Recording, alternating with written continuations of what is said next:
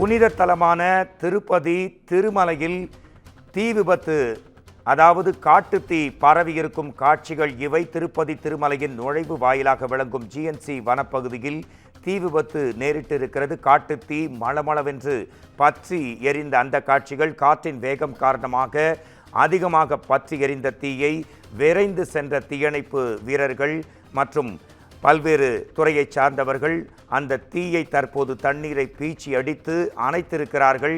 இது குறித்து விரிவான தகவல்களுடன் நம்முடன் இணைகிறார் கிரண். புனித தலமான திருமலை திருப்பதியில் காட்டுத்தீ பரவி இருக்கிறது, தற்போது அணைக்கப்பட்டிருப்பதாக செய்திகள் வருகிறது. உங்கள் தரப்பு செய்தி என்ன கிரண்?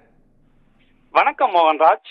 ஆந்திர மாநிலம் திருப்பதி திருமலையின் நுழைவு வாயிலாக விளங்கும் ஜிஎன்சி பகுதி அருகே வனப்பகுதியில் திடீரென இன்று மாலை காட்டுத்தீ ஏற்பட்டது.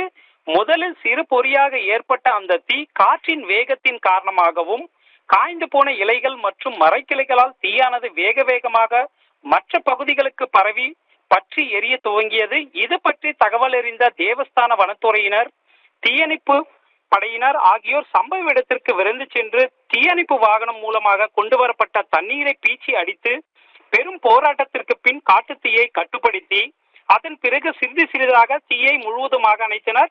திடீரென ஏற்பட்ட இந்த தீ விபத்து குறித்து காவல்துறையினர் மற்றும் திருமலை தேவஸ்தான விஜிலன்ஸ் அதிகாரிகள் ஆகியோர் விசாரணை மேற்கொண்டு வருகின்றனர். மேலும் இந்த திடீர் தீ விபத்தால் அப்பகுதியில் சிறிது நேரம் பரபரப்பான சூழ்நிலை காணப்பட்டது. மோகன்ராஜ். நன்றி கிரண், உங்கள் விரிவான தகவல்களுக்கு நன்றி.